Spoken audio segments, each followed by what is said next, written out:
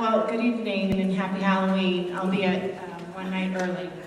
Although there are no other references tonight to anything particularly spooky, I thought I might get a few chuckles with my mask here. My husband likes to joke that this is what my last boyfriend looked like. Well, on behalf of my colleagues, Professor Ruben Gutierrez and Dr. Oscar Macchioni, I'd like to welcome you to the UTEP Piano Area Ivories on the Border's 5th event this semester. We've entitled this year's season 88 Keys, particularly honoring the 2 stars you see here tonight, our recently refurbished Steinway Concert and Imperial Bosendorfer Grand pianos. I'd like to share just a little background on these pianos. When I came for my job at UTEP, I was offered the choice between performing on either instrument. This was impressive. After sitting down behind both, I believed, if my memory serves me correctly, I chose to play the Bosendorfer. It obviously treated me well as I stand here before you 7 years later. UTEP has continuously offered both instruments to a plethora of pianists at all levels, including faculty, students, staff, and guest artists. And both instruments have served their constituencies well. Approximately 2 years ago, both instruments started to suffer a little bit. They became temperamental, difficult to control. The pianist had to work beyond quote-unquote normal to produce amazingly beautiful sounds. They had been used, loved to death perhaps, and all pianists were starting to take note and verbalize the challenges. They were sick. And so we went to work. The first job was to find a company who would rebuild the instruments to our satisfaction. I began hunting, searching, and making phone calls. Everyone with whom I spoke wanted to take both of our older instruments and give us one new Steinway concert instrument in return. Working with the chairman of the department, Dr. Lowell Graham, we contemplated the scenario and quickly dismissed it. It is a privilege to offer a choice of concert instruments. Plus, we need 2 pianos for piano duets and piano concerto performances. However, at the time, we were perplexed. Dr. Graham asked me, why are all these companies offering this? What's the deal with the Bosendorfer? Well, after some more searching, I realized that these companies could not rebuild the Bosendorfer, and this is why. The Model 290 Imperial Bosendorfer you see before you was originally built following a suggestion by composer Ferruccio Busoni that this instrument have 97 keys, or 8 full octaves, as opposed to the conventional 88, a little over 7-octave key construction. And you can see that these additional keys are black, which allows them to blend in with the case of the piano in case you don't need to use them. This expanded range permits faithful performances of a number of 20th century compositions, including works by Bartók, Debussy, Ravel, and not least of all, Busoni.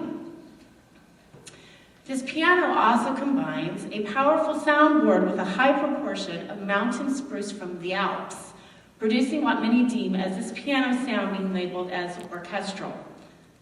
The Bosendorfer's resonating box principle views the entire instrument as a cohesive whole and generates unsurpassed power and a poignantly full tone.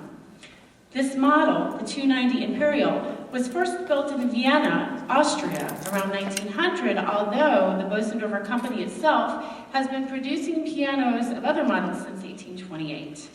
Today, they are continued to be made by hand, still there in Vienna, nearly 10 feet long with a weight of approximately 1,255 pounds. This extraordinary instrument has been called a boutique piano, referring to its unique craftsmanship and almost elite status. Well, due to these specifications, its size, its uniqueness in regard to the veneer finish on the cabinet, the way it plays, the way it's strung, not every piano store can refurbish any Imperial Bosendorfer, let alone one that has done its job at the University of Texas at El Paso.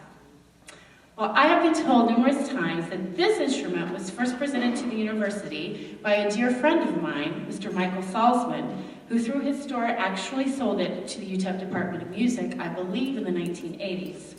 How he acquired it, I still do not know. What I do know is that he had a love for the Bosendorfer instrument.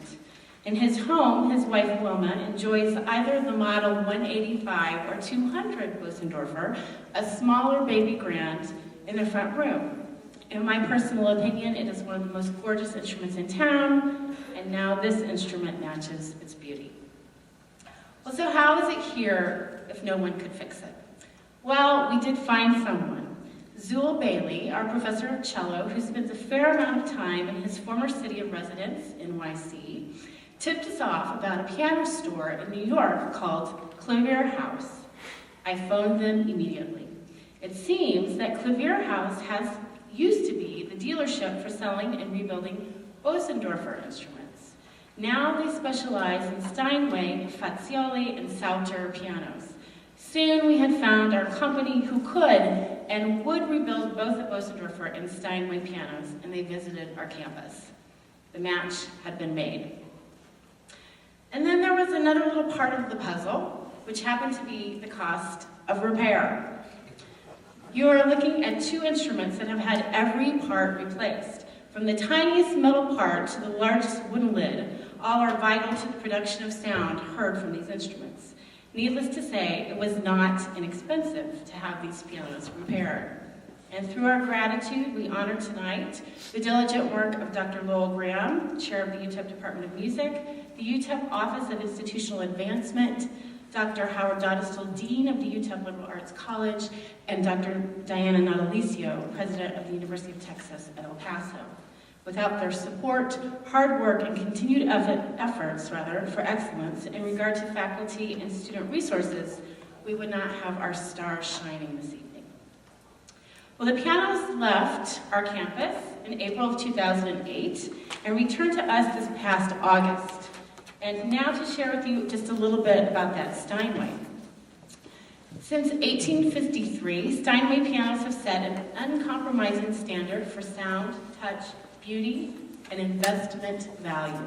Handcrafting each Steinway requires up to 1 full year, creating an instrument of rare quality and global renown. Not surprisingly, Steinway remains the choice of 9 out of 10 concert artists. Ours is the Model D, which is the overwhelming choice of concert artists and educational institutions throughout the world. Steinway & Sons manufactures pianos out of New York and Hamburg, where their mottos include: 1, build to a standard, not a price; 2, make no compromise in quality; and 3, strive always to improve the instrument.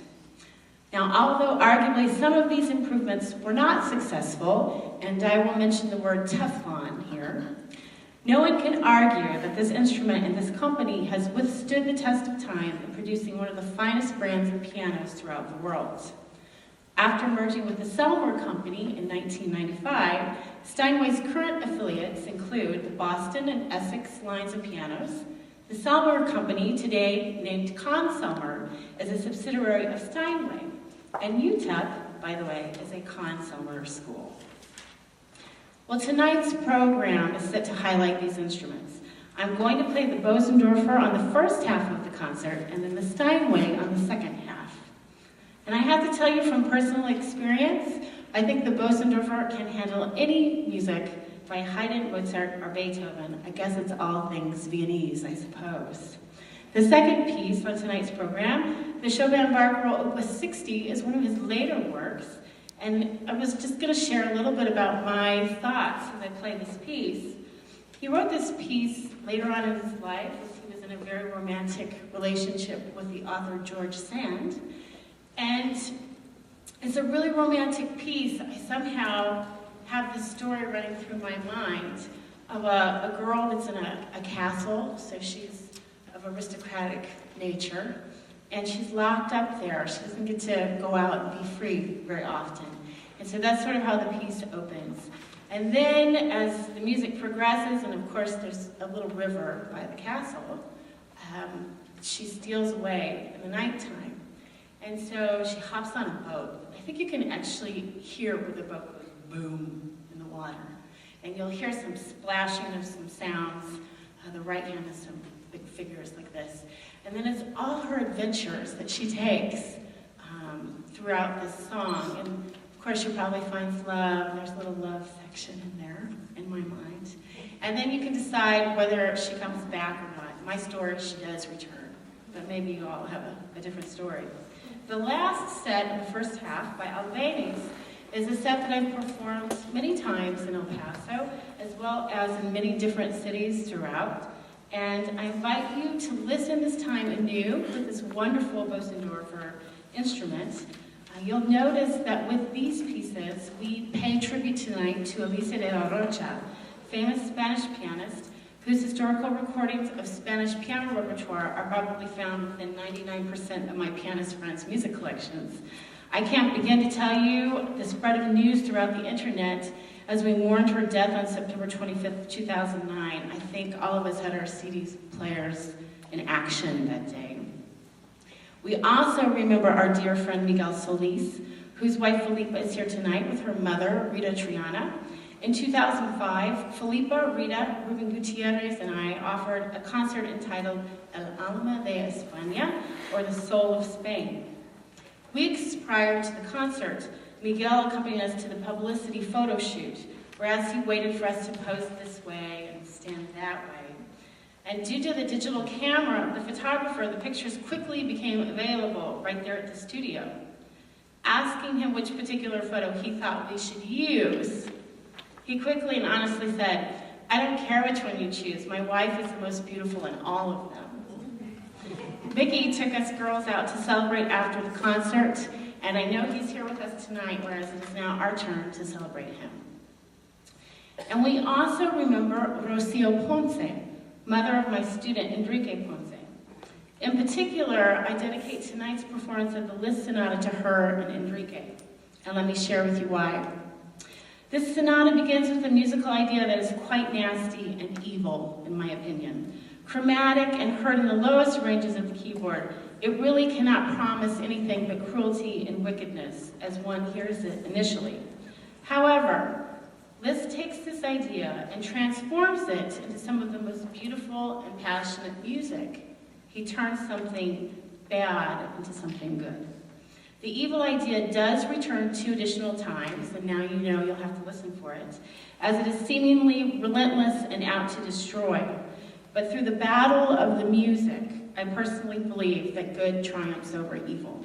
And this is why I dedicate this fight to Rocio. Please hear strength and courage amidst the sounds of triumph, especially in these troubled times of today's society. So, I'm glad that you're here as we celebrate the power of music and the power of these pianos. I hope there will be a lot of buzz about which instrument you prefer and for various reasons. Why, volume, timbre, attack, tone color. Or maybe you can even just simply say, hey, I think that one sounds better than the other. I hope you enjoyed tonight.